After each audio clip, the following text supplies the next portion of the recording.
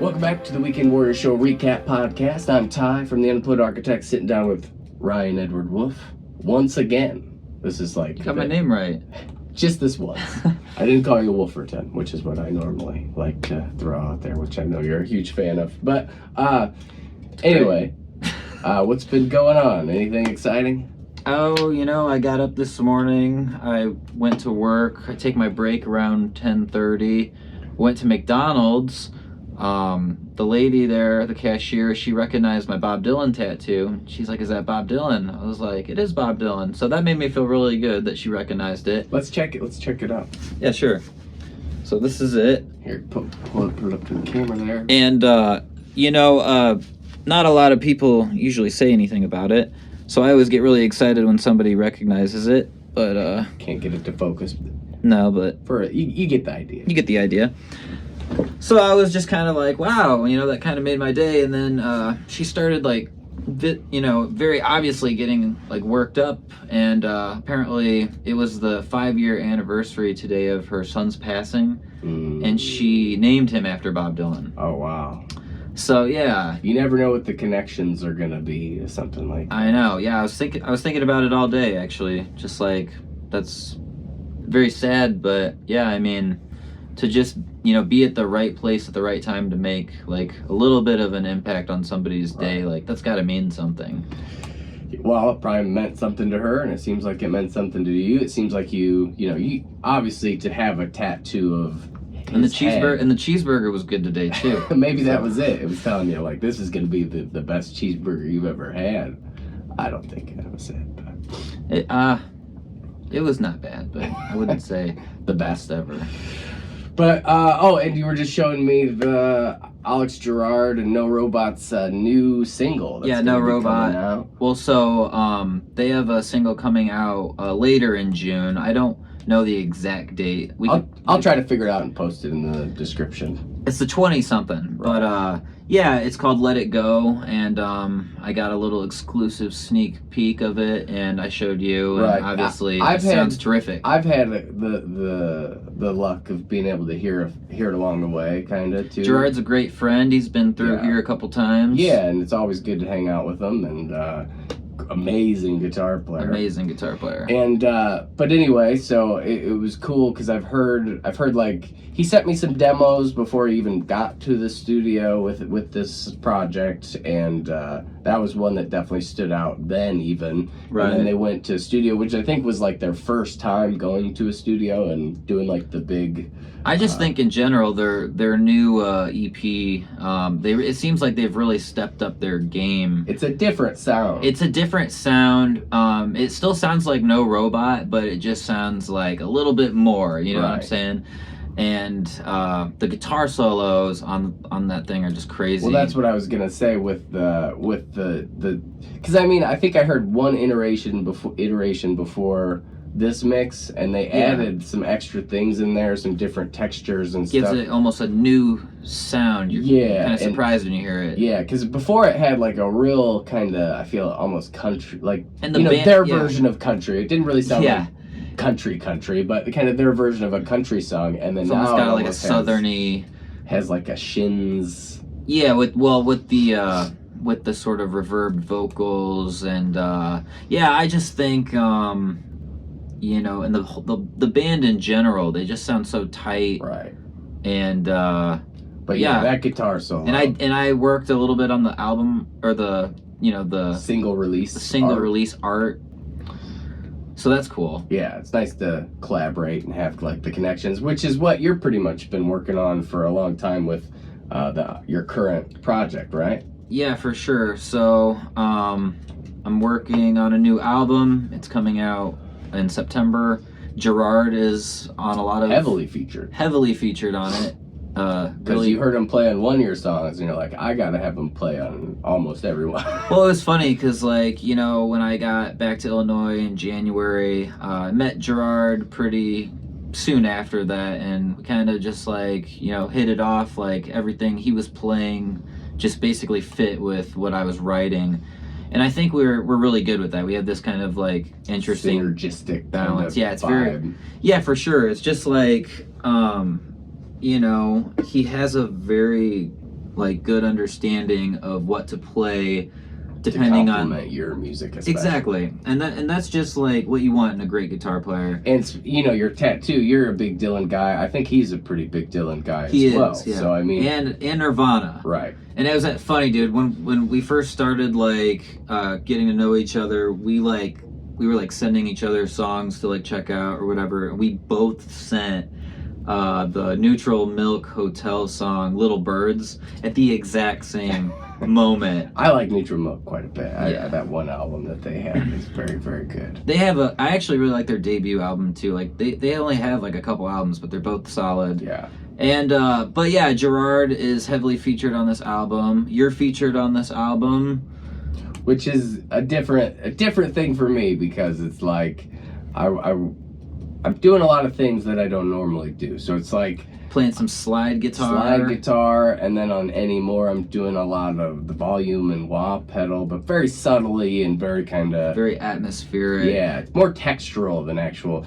Gerard's got that technical kind of ability, and I don't. Well, it's different. Yeah, but I don't know. I just hear things like with your songs that are more like about the atmosphere, I think, than like just trying to shred a solo, kind of like Gerard does. For sure. I mean, that's kind of how, I think we write in similar ways when it comes to that, like I'm not trying to shred, I'm trying to more like fill the space, thinking of interesting ways creative ways to fill that space, and you do the same thing. And yeah, you're featured on 3 songs. Really excited about those. And then the 4th one that won't be on the album, you've decided. Yeah, The Train. The Train song. Which we did that on this podcast live. Last time. And that's kind of what inspired, I think, you to ask me to even do the part, because I just kind of came up with the part. I think it was like the night before we were kind of messing around with it. And then we were like, let's just do it. Let's just do it for the pod. And that's such a fun song. It's just sort of this like wonky. It's almost like every time I hear it, I'm just sort of like, sort of just trippy. I don't know, but it doesn't really fit with the conceptual themes of this album. So I think I'll probably end up releasing that with maybe a couple others. I think it's a good like. This is where you're at now, kind of, or like the denouement of the album is like, kind of the wrap up maybe is like that's like the post credit scene of the album. If you're thinking in terms of movies, it's like the post credit, like the Marvel post credit scene. For sure, and I'm tired of post credit scenes. Like, let's just like get me in the car going home. Yeah, I don't know. The show is great. Like, I think everyone, all my friends, I think, are really going to enjoy this album, and it's been fun because there are so many great musicians on this thing, and possibly a few more will pop up on there. I'm not really sure, right? But there's a feature on every single song. It's 10 songs. It's about 33 minutes long, I think. Which is a good length, I think. Yeah, it's a short album. And it's very coherent. I think it's very yeah, and that's why I've been very picky about adding songs, and I think how I have it right now, the 10 even songs, to me it's exactly what I was going for. Adding anything, that's great. I want it to be what it is, and I think you're gonna love it.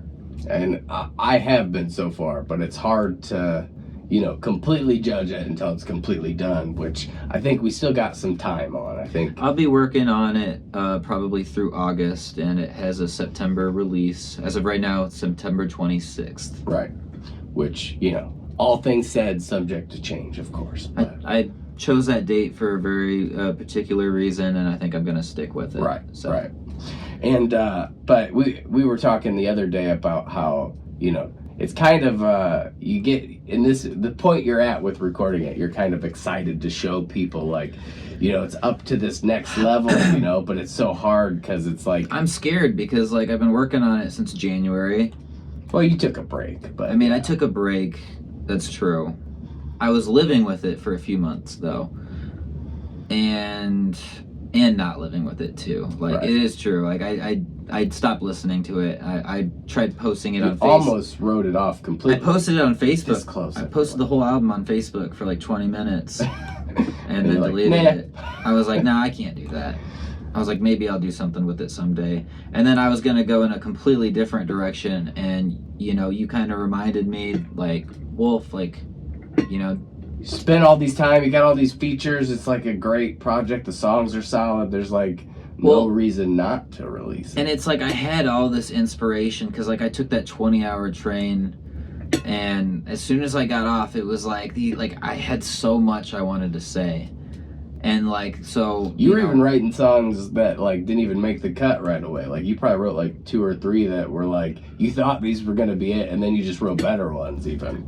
Yeah, I don't know. I ended up because there was You Oughta Know, and then The Abyss, and then a song I actually ended up recording with Gerard called It Happens After Dark. And The Train isn't going to make the album, so that's 4 on top of 10, so 14 songs. Right. And I think that 10's a solid number. But it's like, when you're in this stage, what I was trying to say is that it's tough because, you know, they're starting to sound really good, and you, like, want to show people. But it's like a control thing almost. You have to, I feel like, you know, you show your musician friends kind of get it. Like, this isn't the final version. I don't know that... kind of the just casual listener will really understand what you mean. And that's like, well, that's why I was saying before, like, I'm almost scared because I've been it's like my baby, you know? Well, like, that's how it always is, though. I mean, I always feel a little scared. Because, like, January to September, I mean, that's 9 months. So, like, I've at least been living with these songs for that long. And, like, I am at that point where, like, I do just want to, like, you know, put it out there and like get it over with and just like not have to worry about it anymore. I mean, I don't mean that in a bad way. I'm really excited about it. But I mean, it takes time and money if you want it to sound up to snuff as far as what your vision of it is, I think. So right now I've sort of got this steady rhythm where I'm going in there, you know, every other week, and I'm trying to knock out 2 songs at a time. Basically, my plan is to try to get 2 songs going each session, so at the very end I can just kind of run through them all, make, you know, changes here and there, and just like tighten everything up and be able to listen to it at, you know, as a whole, because like that's really important to me, how it sounds as a complete project package. Right. But so far it's been working out pretty well. We were at the studio a few days ago. Ashley Helvey recorded backup vocals on a song I recorded with Gerard. Played a lot of The Curtain. Cool. And I'm really excited about that song. I think that one's going to be track 1, maybe. It'll be track 3. I thought that one was going to be 1. Nope. Oh, has that changed since we've talked, or nope. am I just misremembering? Yeah, no. So the opening song is called My Confession. Oh, right. Because we were saying that should be the title track, but you're like, nah. You'll never find it on Spotify because there are like 30 albums called My Confession. Right. Yeah, but it kind of. I'll be like, my album is called My Confession, the one with the crab on it. Good luck. Look at the pictures. the crab, My Confession. But yeah, so it's coming along nicely. I've really enjoyed some of the mixes. But what's your favorite song on there so far? So far, out of the ones that you've done, like with Eric, just in general. Well, it's hard. It's hard to compare them that way. The 10 that are gonna be on the album. I mean, I like Counting Sheep a lot, and that. But Kyle I'm biased. Yeah. Kyle Yap plays guitar on that song. Yeah. But I like that one, but I'm biased because we played that one live, so I kind of have like a different connection, which is funny because it's like that's I would have not thought that would have been one that we would have picked to play. Well, and the album version is completely different. Yeah, I mean, I played bass on it. There's not even a bass in the song or on the album. Yeah, so far at least. I don't know if there will be or not. Probably not. But it's not that kind of album. There might be some low end instruments, but I don't think kind of subtle. There is piano work. Right. And you can I don't know. I find sometimes putting some lower synth or some lower bass tones, even though it's not like an actual bass, kind of fills in the mix sometimes. Gives it like a nice like full sound, full spectrum. I would agree with that. But yeah, so Counting Sheep, it's not one I really ever expected like that you would pick for that show for us to play, because it's kind of a weird. It's not I wrote that was one of the ones that I wrote like very quick, like 30 minutes tops. And it's a little bit of a shorty too. I mean, it's not 2.5 minutes, I think.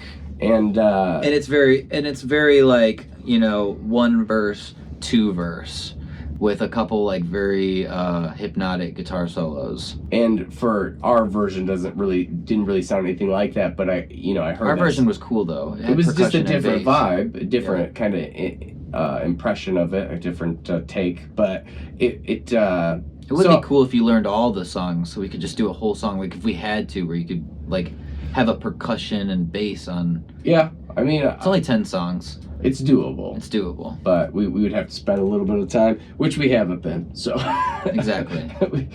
He's focusing on the album right now. I think that's kind of where it needs to be. We can kind of maybe get there sometime. It's album time right now. Yeah. It's you can tell that you're in album mode because I am in album mode. Listening to mixes constantly and hating. It's not easy. You know, I think the nice thing about having all the features on it though is you can almost listen to it like as a fan.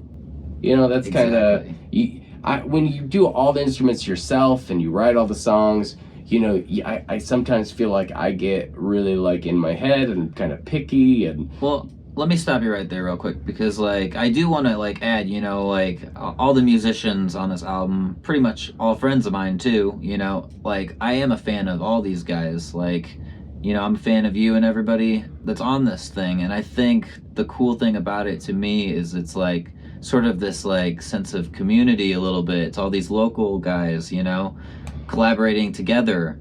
It's exciting, you know, like you don't hear that too often. Like I can't think of the last time I heard an album like that. It's definitely a cool idea to try to kind of build the community and bring more people together. But I think from purely a recording aspect, when you get in this mode of having to listen to the song, listen to them, you know, with like No Place to Be, your last album, I heard you several times like go through phases of just hating it because you'd listen to it so many times every day, trying to fix, you know, get everything right where the mix needed to be. And you know, with this, you have the chance to almost listen to it as more of a fan, because and I think that gives you a little extra oomph as far as like not being so critical, maybe. Yeah, for sure. I think you're kind of like right on the money there. Like I don't need to say anything else. Right, but so I think just for that sole selfish purpose, obviously that's cool. And then you got the whole community part, which is cool, and just like an excuse to hang out more. Well, and it's constantly changing too. Like there is this sort of like, you know, I intentionally, you know, knew this was going to be sort of a conceptually themed album. So I was like, okay, well, how do I want to do this? You know, I took a very difficult part of my life and contrasted it with a place that I essentially loved being in, which was Virginia. And we were living on, the beach there. And that's kind of like, that's another thing. Like, I think tonally everything just sounds like... But, okay, I kind of didn't really answer your question that brought us to talking about Counting Sheep, because you asked me what was my favorite. So, let's get back to that for a second. The right off the bat, My Confession's a really cool tune, and I feel like it really like hits hard right away, and it's a very relatable song, and everything sounds really solid. You know, it's sounding really good. And then Anymore, I have like a special spot for, just because it's so interesting. It's very creative. Doesn't really sound. Do you want to talk about the story behind that? If you want, yeah, let's get into it. So Anymore, let's. Well, like I think it was like the day or like 2 days before I had written it. You showed me a Daniel Johnston song, "Story of an Artist." Yeah. And it was just like, it was like one of those like times in life that's like everything sort of like lines up perfectly, and it hit me so hard because like it was like the lyrics on that song, it was like everything that I like needed to hear in that moment. Yeah. And it kind of like broke me, if you recall. I do. And I remember the first time I heard it, I had kind of a similar feeling, and it would have been like years ago, but I was really into this. My brother Ryan showed me this documentary about Daniel Johnston. Oh, your brother Ryan. Yeah, my brother Ryan. And it was called The Devil and Daniel Johnston. And it's like this kind of very indie guy, like very much a songwriter, kind of in the vein of Dylan and to an extent, but a little bit crazier, I think. Lo-fi. But I mean, like his personality, like if you watch the documentary, like you find out like he has some, you know, kind of some mental issues and stuff, and I always think like there's this part of being creative where you ride this line of like craziness, and you can, you know, you want to be touching it maybe to kind of get to that like full creative expression, maybe on it. Maybe the best artists are kind of right on that line, and then you have the people that are like so creative and they make such cool stuff, but it's like so different, but like it's unstable, you know, it's uncontrollable, that wildly creative personality sometimes. Kind of like Kurt Cobain too. Yeah, exactly. That's another example. But and he was a big, I mean, he wore the story of him getting on MTV was crazy. He just pretty much showed up while they were filming something, and he somehow weaseled his way to get on stage, and he played. So he had like this jump of popularity, and then you know, kind of got lost in the like the mental illness side of things, and then somebody had noticed him and like pulled him up on stage. Yeah, I don't even know. I mean, I'd have to rewatch it, but it was like it wasn't planned. It wasn't supposed to be part of the programming. Cool. He just knew they were filming, shows up, and somehow But anyway, so then later, Kurt Cobain wears a Daniel Johnston shirt of the one of the album art, which is a pretty cool full circle kind of thing. And you know, I could, like you said, you kind of put it out. There's a little bit of similarity there between that kind of boldly creative. It was the '90s, man. It was the '90s, but.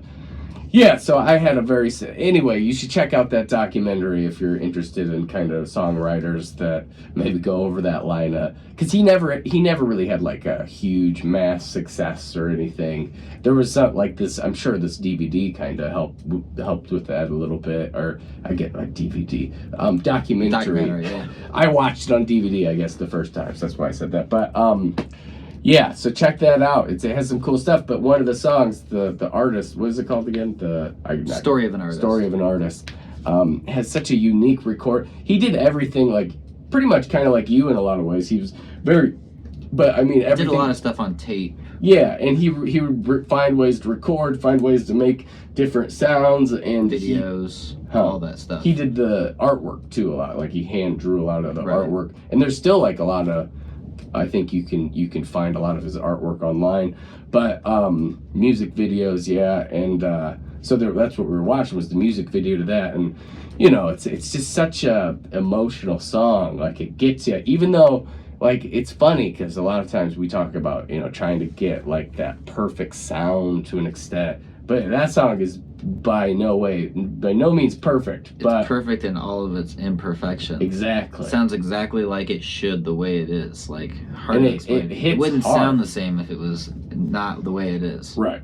And he has like a handful of songs. You do. You almost feel like you're watching your life play back on like an old VHS. Well, that's what the video kind of is. Yeah. His life playing back on an old VHS. And it's very haunting. Yeah. Very beautiful. And he has a lot of songs like that are just like not like pop songs by any means, but and they've been redone 100 times by different people to make them kind of sound more like listenable to maybe somebody who isn't, you know, into that kind of lo-fi, extremely creative, weird kind of style.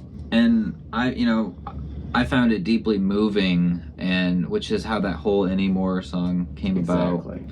It was like, I almost think it was like the next day, but you might even have started that night kind of working on the piano on it, because it was a very piano-driven song, and then you did and I knew exactly how to record it, too. I was like, you know what, I'm literally just going to set that microphone right on the keyboard speaker. Yeah, which is like not at all how you'd want, not normally. Classically how you'd want to record a piano. You wouldn't even want to use a keyboard. And I turned the volume at a certain length just barely so you can like actually hear my fingers clicking on the keys, because I thought that would have a cool... It did, and it does. It has like this percussive element that like if you didn't know that that's how you recorded it, like you almost you wouldn't be able to pick out. What is that sound? Yeah, but it's like percussive, so it goes, because I mean you're hitting the keys obviously at the time that the notes are playing, so it's like gives it like a little bit of such a wonky song. Yeah, but because of that, I think that's why I tend to enjoy that one a lot. And then I was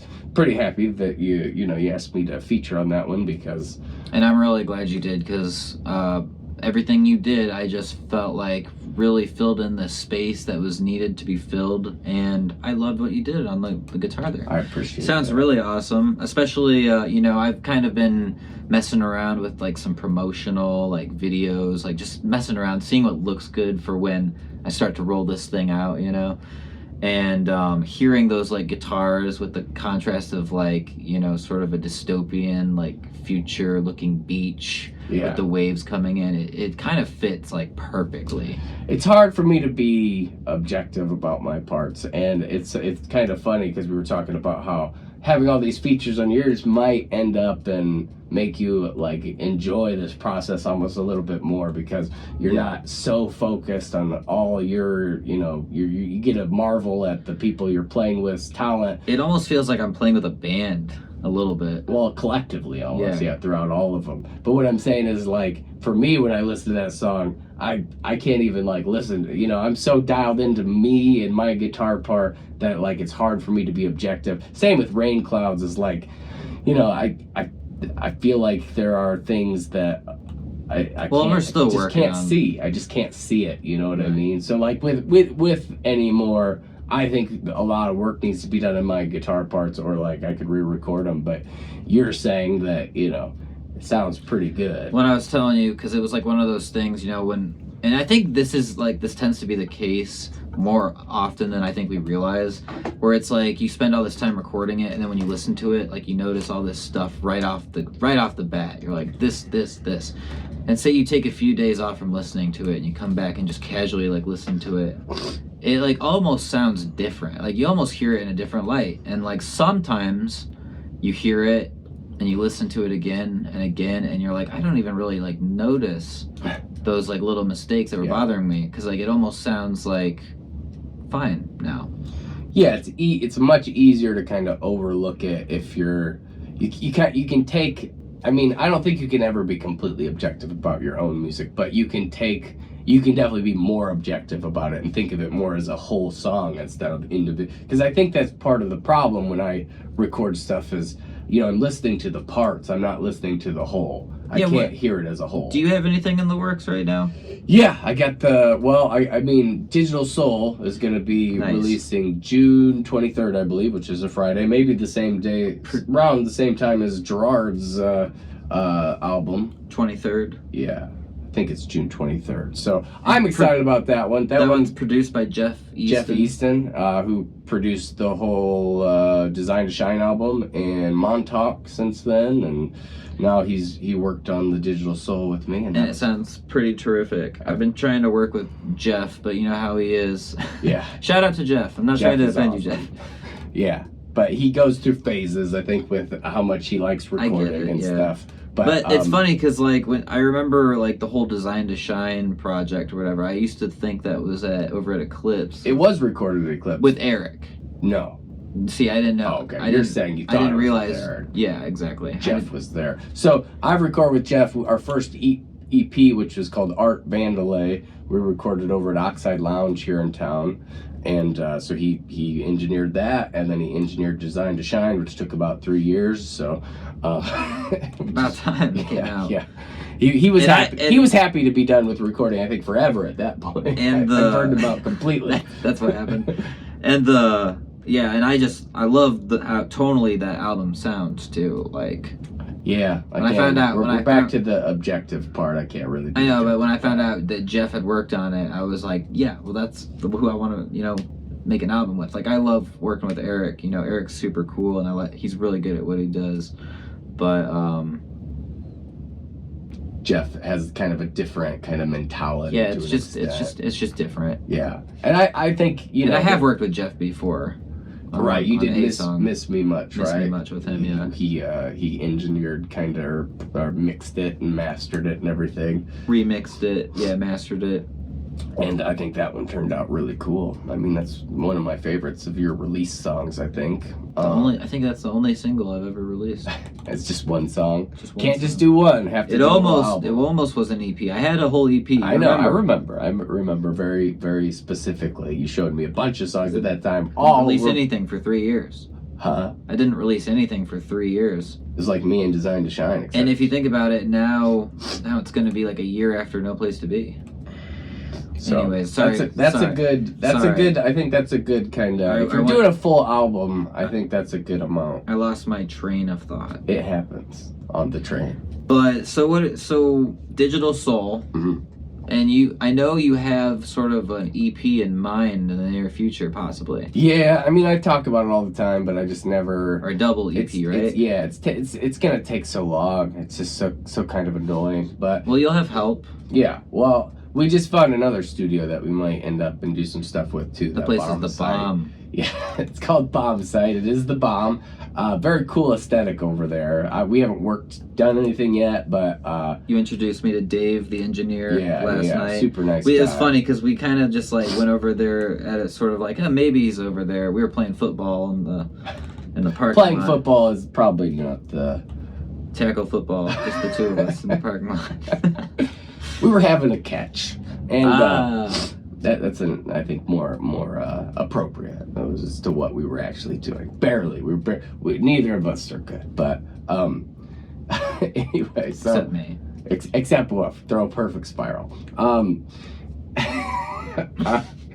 We headed over there. I had been over there. I kind of happened over there like maybe what was it on last weekend. On Saturday because I got kind of done with my shows early, and then you sent me a few pictures and you were like, you got to see this place to believe it. Yeah. And I was like, okay. And we walk in there yesterday and it's like Abbey Road Studios.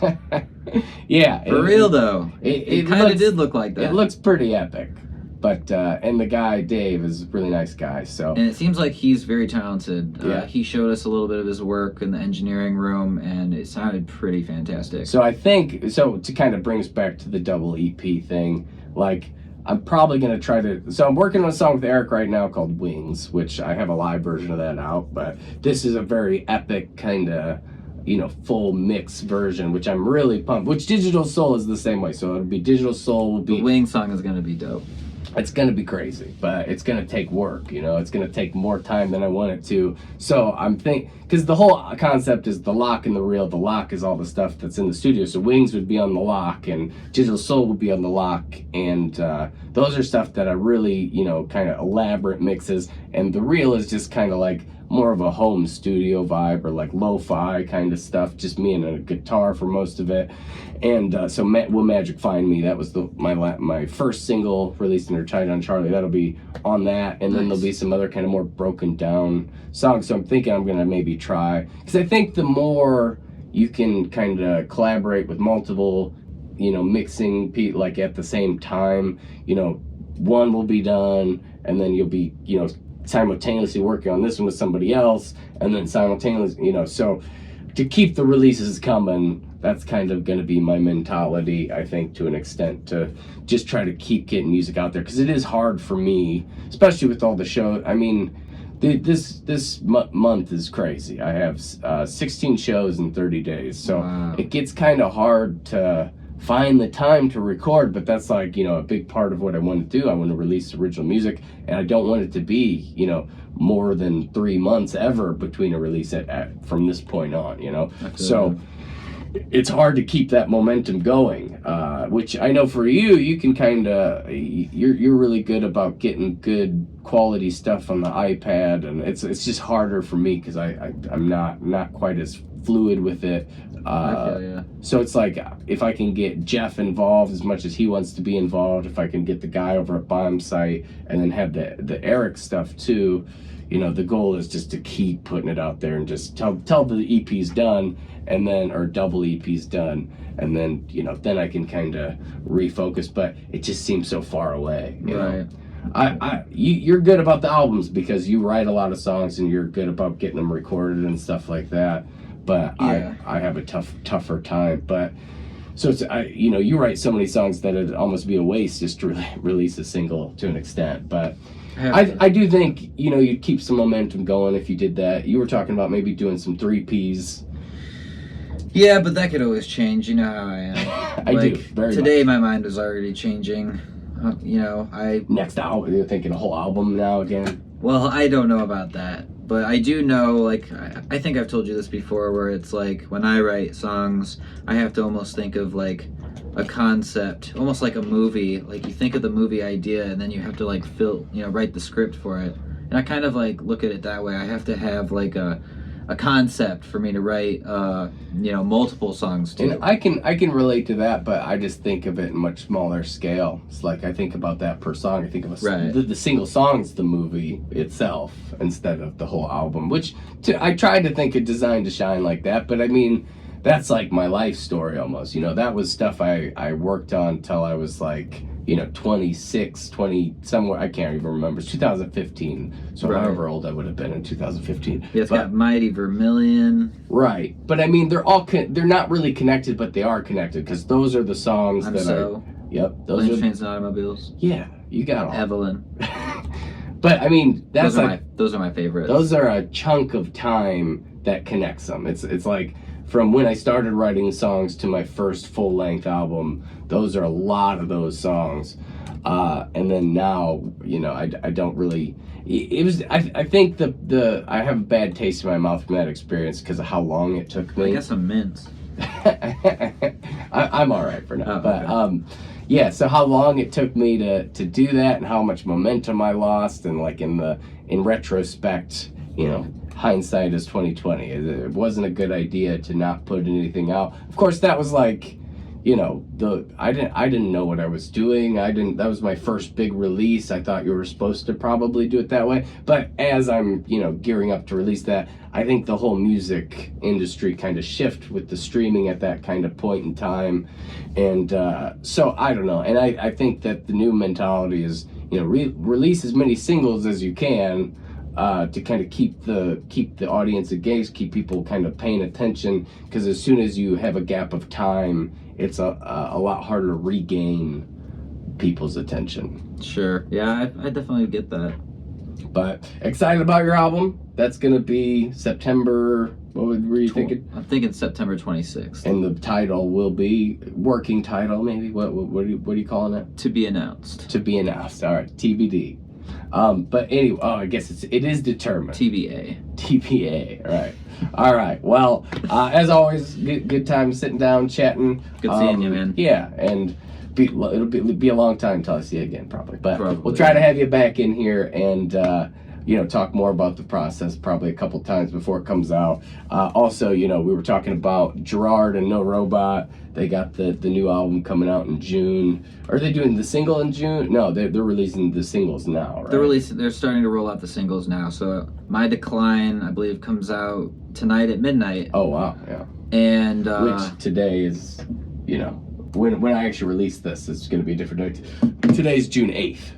And I believe Let It Go comes out on the 23rd. Right, and that's the one we were talking about at the beginning. So just be on the lookout for that, and we'll be my song the 23rd as well.